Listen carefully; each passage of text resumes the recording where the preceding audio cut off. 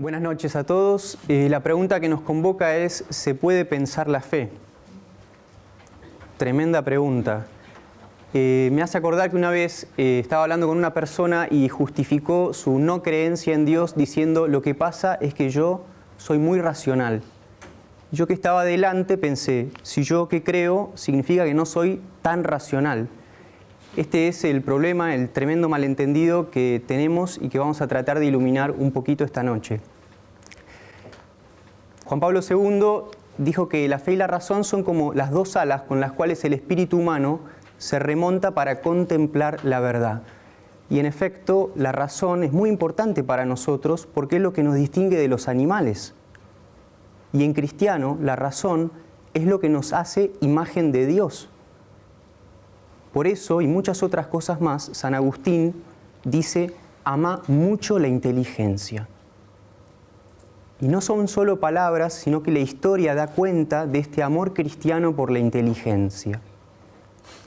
Pienso en los monjes copistas reclinados sobre sus pupitres, trasvasando lo mejor de la cultura antigua.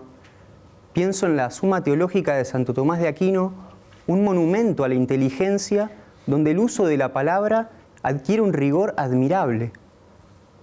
Pienso en las catedrales de Europa, imponentes, armónicas. Pienso en las universidades que han nacido de las entrañas de la Iglesia como prolongación de las escuelas catedralicias. Pienso finalmente en Monseñor Lemaitre, un sacerdote, el primer académico en postular la teoría de la expansión del universo, y no solo eso, sino también la teoría del átomo primigenio, que hoy todos conocemos como teoría del Big Bang. Podríamos seguir, pero vamos ahora a tratar de concentrarnos en qué estamos entendiendo por razón. Porque muchas veces cuando discutimos hablamos de distintas cosas. La razón hoy en día está prácticamente tomada por esta fascinación hacia las ciencias duras, experimentales. Y todos parecen darle a ella el único acceso a la realidad. Nosotros postulamos un acceso más amplio y hay mucha otra gente que no es creyente y también va por ese camino. Es decir, el afán de seguridad, a veces de control, nos lleva a ir fragmentando la realidad y querer todo chequearlo con test de laboratorio, cuando sabemos que la vida es mucho más que eso. Aquí lo que queremos proponer es una razón integral que pueda abordar el misterio de la libertad, el misterio del amor, del arte. Es decir, existe una racionalidad poética, una verdad poética que habla de lo más hondo del ser humano. Hay una antigua película de un autor polaco, Kiełowski, que va tomando los 10 mandamientos y en el primer mandamiento, amar a Dios sobre todas las cosas, plantea la relación de un niño que ha perdido a su madre y es criado por un padre excesivamente cientificista, pero tiene una tía que es muy devota, muy creyente, y este niño nunca escuchó hablar de Dios, y cuando surge la cuestión le pregunta a la tía, ¿quién es Dios? La tía hace silencio, lo abraza y le pregunta, ¿qué sentiste? El nene dice, te quiero, y le dice, eso es Dios. Yo tomo eso como un ejemplo de verdad poética, una manera de percibir la realidad que no pasa tanto por el cálculo, sino también por poner en juego otras fibras del ser humano, como son la afectividad, el corazón. Y en esto, Pascal, que fue este físico notable, captó muy bien la insuficiencia del método matemático para abordar la realidad. Hay cosas que no se entienden desde allí, sino que debemos apelar al corazón. Incluso la ciencia parte de principios no evidentes, no demostrables, que simplemente se aceptan por intuición. Ustedes habrán conocido esa frase que el corazón tiene razones que la razón no entiende, no conoce. Es decir, hay mucho más de lo que solemos ver con nuestros ojos carnales.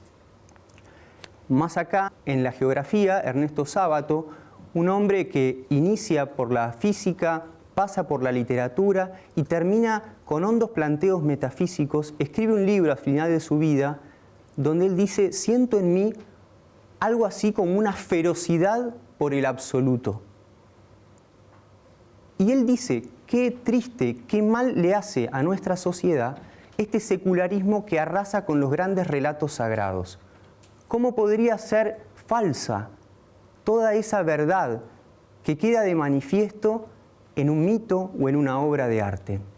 Es decir, su propuesta hacia el final de la vida, 80 años aproximadamente, es la de una resistencia. ¿Pero qué tipo de resistencia?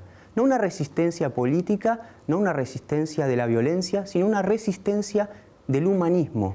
Es decir, poder conectarse con los valores, con el barrio, con lo cordial. Él era muy así, localista, pero en el fondo con una apertura a la trascendencia que lo pone muy cerca del Evangelio de Jesús. Por ejemplo, dice en un momento, siento nostalgia, casi ansiedad de un infinito, pero humano a nuestra medida. Es decir, tenemos un hombre que está deseando un encuentro con Dios, con el absoluto, pero simultáneamente que sea un hermano de camino. Y eso para nosotros los cristianos es Jesús. Pero tenemos un problema, que solemos pensar la razón como si fuera una computadora, infalible, fría, aséptica, pero la libertad del ser humano está herida. Y eso hace que no siempre elijamos bien y no siempre pensemos bien. San Pablo lo dijo de manera extraordinaria. Yo no hago el bien que quiero y hago el mal que no quiero. Esta contradicción la tenemos todos. Este desorden afectivo lo tenemos todos. Y no repercute solamente sobre la voluntad, sino también sobre la inteligencia, porque no somos máquinas, somos seres con afecto y el afecto juega en nuestra manera de pensar. Ahora, fíjense, este desorden afectivo hace que muchas veces tengamos fallas intelectuales. Pueden ser leves o pueden ser graves, pueden ser conscientes, como por ejemplo cuando yo hablo de deshonestidad intelectual, o podría hablar de soberbia intelectual, que es lo que experimentó San Agustín la primera vez que se encontró con las Escrituras. Él mismo dice que las despreció porque estaban escritas de una manera muy llana, muy pobre literariamente hablando. Pero también está, y quizás más grave, las fallas inconscientes que nos llevan a los mecanismos de defensa, como son la racionalización, la negación, es decir, la mente no se abre de por sí a la verdad. Me parece que nuestro tiempo está subestimando mucho esta falla del corazón humano y las implicancias que tiene a la hora de pensar. Digámoslo así, ¿es razonable creer? Y uno mira el mundo, todo ese cúmulo de inteligencia, tanto orden, y evidentemente tiene que haber una inteligencia superior. Uno mira el corazón del hombre, deseoso de eternidad, que el amor lo lleva siempre a más y dice, no puede ser que todo sea una tragedia, no puede ser que todo se termine, debería haber algo más. Por supuesto que no es un argumento concluyente, pero nos deja picando la pregunta. Esta es la gran apuesta que planteó Pascal, que plantea Newman, que plantean los grandes espíritus. ¿Es razonable creer? Y a medida que se van acumulando los indicios, se hace como más probable decir, ¿y por qué no? ¿Y por qué no? Fíjense, hay un autor, James Schall, que es un profesor de Georgetown, que él dice, la verdadera alternativa no es entre dogma y no dogma. La alternativa es entre un dogma verdadero y un dogma falso. Porque al final del día todos creemos, todos hacemos apuestas, todos tenemos un punto de partida, un postulado, un dogma. No podemos verificar absolutamente todo lo que hacemos. Así que sería más honesto en nuestros diálogos fe y razón blanquear cuáles son nuestros dogmas. Y por dogma no decimos irracionalidad, sino decimos punto de partida, trampolín desde el cual yo me lanzo a vivir, a pensar, a soñar.